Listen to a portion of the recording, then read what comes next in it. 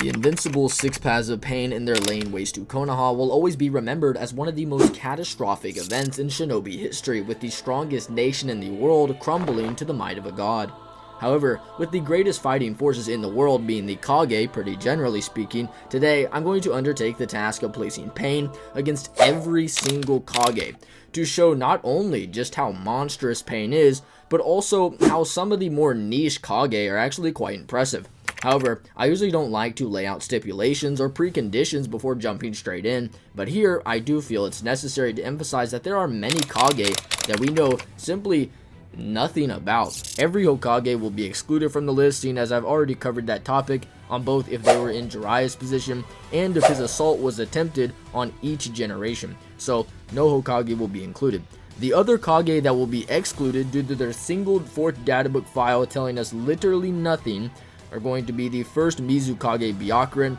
first Kazekage Reto, first Tsuchikage Ishikawa, first Raikage A, second Kazekage Shimon, and the third Mizukage. Every other Kage I'm going to try to include, even the ones with the lesser information that will be given more charitable interpretation just so the discussion can be there. With that being said, let's jump straight into the third Kazekage.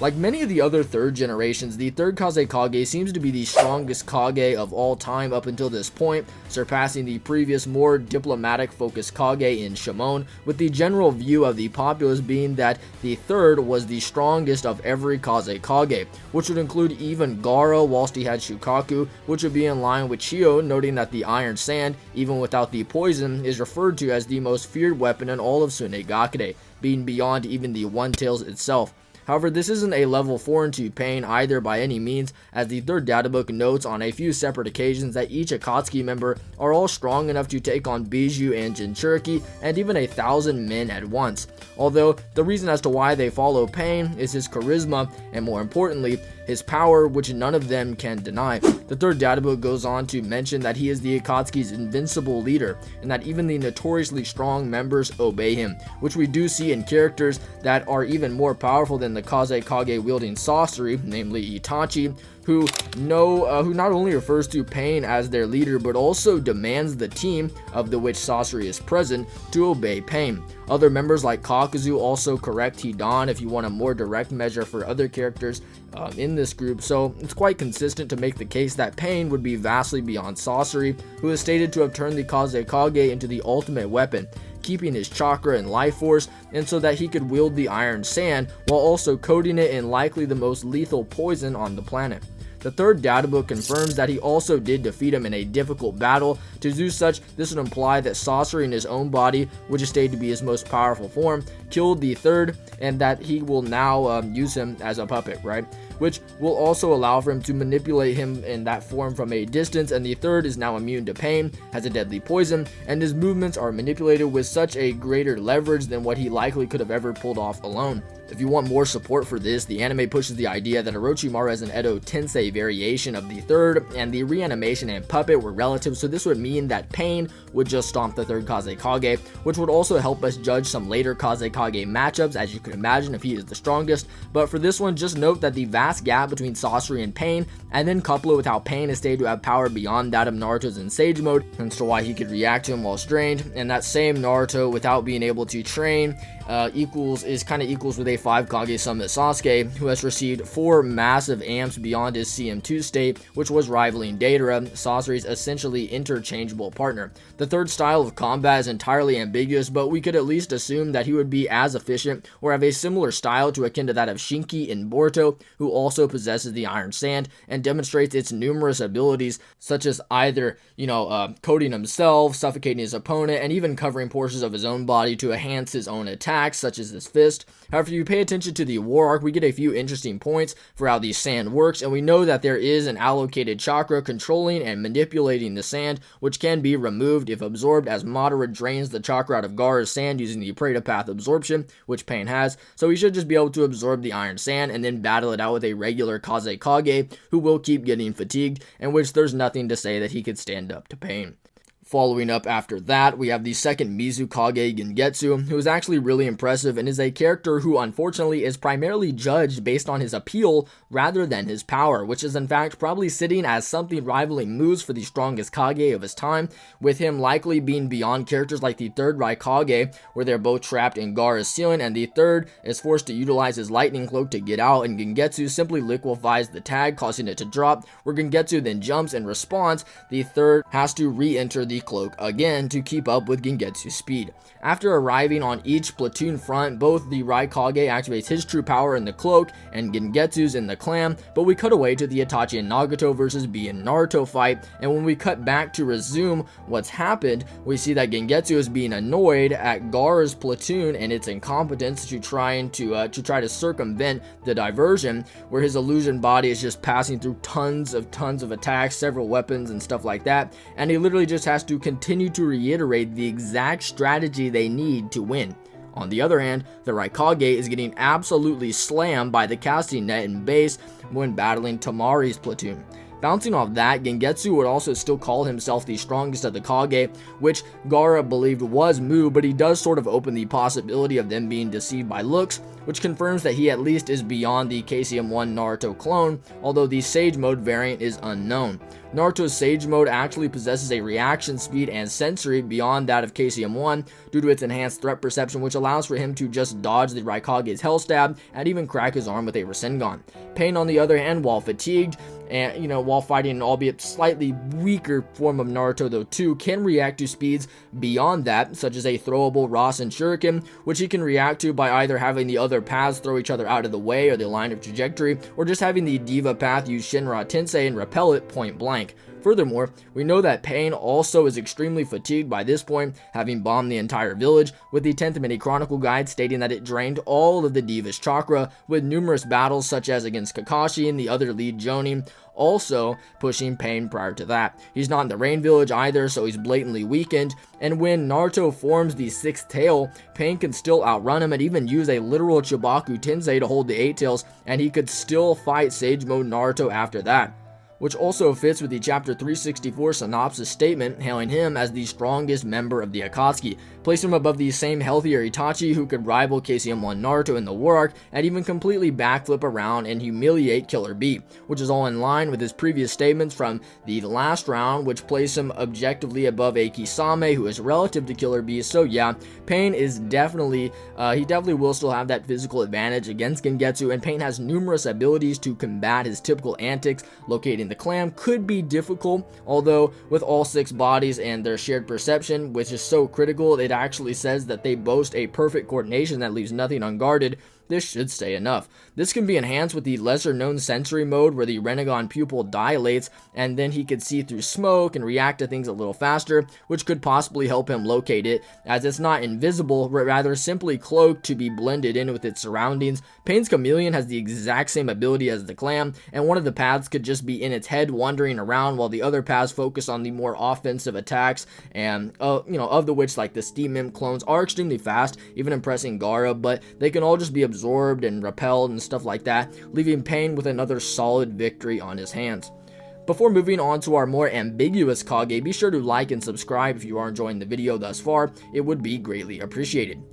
After him, we have by far the most ambiguous Kage on his list, and it's even debatable whether he has enough lore for him to be placed. However, it's the second Raikage, who at one point was ambushed by both Kinkaku and Genkaku, who caught both him and Tobirama off guard in them staging a coup d'etat, which is definitionally a seizure of a government typically done from within, and with their previous reputation as 2 golden lights among the cloud, they likely would have been the second's bodyguard. With him being called A, he would also be the strongest in the village, placing him above both of them individually whenever they are not teaming up and off-guarding him. And while I'm actually more willing than most to put my hand out to the Gold and Silver brothers and admit that they might be maybe a little underrated as individuals, though they are relative to Darui in their base forms, who is a version 1 Raikage level combatant, 4th Raikage I probably should specify, which doesn't really matter for Pain, who should be above the 4th Raikage massively through scaling to a Naruto and his relativity to a much later Sasuke.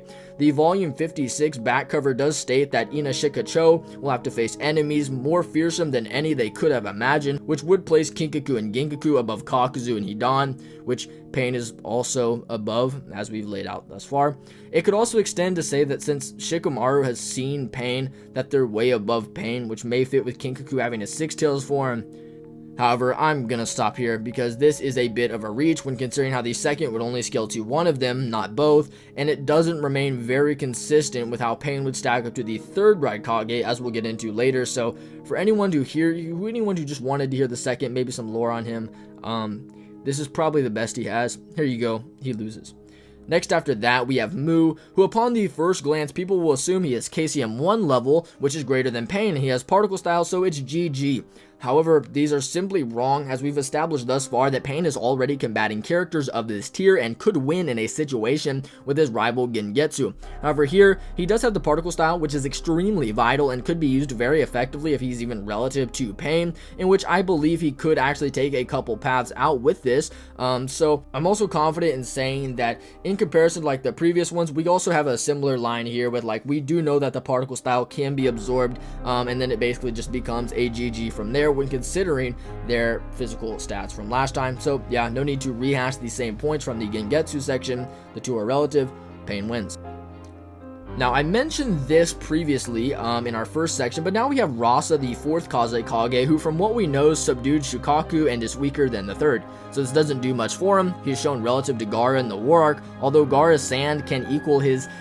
sand without having the extra layer of weight added to the sand in the gold. The level of physical ability that he harnessed in sealing around Shukaku is also unknown, seeing as he does directly counter the basic sand like Shukaku's through inserting his own gold and weighing it down, and he believes that having Shukaku in a Jinchuriki would be their ultimate weapon. So you could even argue that the earlier forms of Gaara that Deidara was bullying around would be above Rasa. So yeah, the gold won't be doing anything other than increasing the Akatsuki's bread, and Pain will also just again absorb the chakra out of it and out of that sand, and then just probably beat him around. Next, we basically have the only other character outside of Naruto to be both a Jinchuriki and Kage simultaneously, with Yagura also being noted to be similar in how he possesses a unique ability to fully harness Isobu's chakra. Donzo notes that he stands alongside Killer Bee, Madara, and Hashirama as characters who can do this sort of,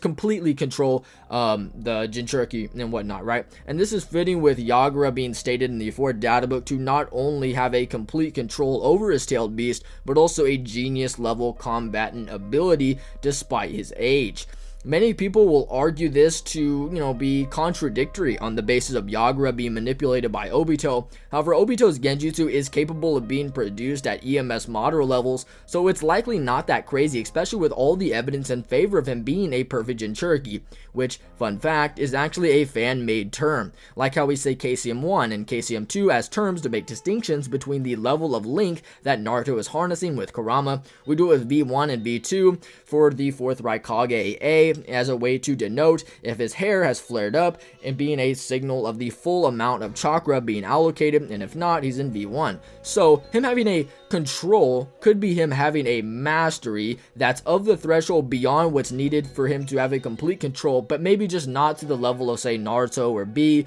where him and Isobu are just going to be buddy-buddy. In this scene where he is introduced in the flesh, despite being unaware of Obito's control, Kisame remarks that Yagura might erase him too, implying that he thinks Yagura could have him killed. We don't know if it's by his own hand though, and when Obito immediately reveals himself, it's just to actually mention freeing Kisame from the torment of the world. And if you paid attention to any of the other Jinchuriki in the series in their early age, whether it be Naruto, B, or Gaara, they all suffered tremendously. So maybe Yagura was just reeled in rather than brutally overpowered with Genjutsu, which also fits with how in the anime, Juzo, an Akatsuki member recruited with the goal in mind that he was strong enough to battle both Biju and Jinchuriki, states that Itachi's Genjutsu would be pointless against Yagura. With him having a certain mastery, he would also be able to harness his version 2 state while cognizant, which the anime does grant him being able to use jutsu like his Coral Palm, which holds KCM1 Naruto in the War Arc when he's amped, so it would also be effective in restraining any of the main paths.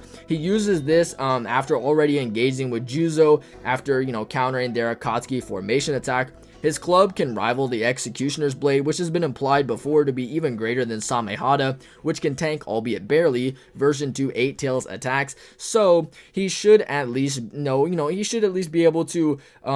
hit around some of the Pains, prevent them from engaging any taijutsu based bouts, as with Pain being the physical superior here, it's going to be quite disadvantageous if he were to bring it in closer. So yeah, the black belted blades are also implied to be virtually indestructible outside of Sage Mode users, so Pain could still work around the club. Although if the water mirror were to come out, I can see Pain getting hit multiple times with his own jutsu, whether it be Shinra Tensei or some Ashura Path missiles. These would likely take down a couple of less combative paths for sure. However, this shouldn't be shocking, as we know that he can tank Itachi's fireball that stated to be hotter than any other ordinary fire style in the world, with his version 2 cloak absolutely throttling Juzo, and him being able to take on a base, Itachi and hold him down with his Coral Palm, leading to this virtually healthy Itachi using his MS before any fatigue sets in, one-shotting Yagura with a Matarasu. Characters like both Orochimaru and Kisame are 3 Tomoe Itachi rivals. To put that into perspective, another ability that I think could take down probably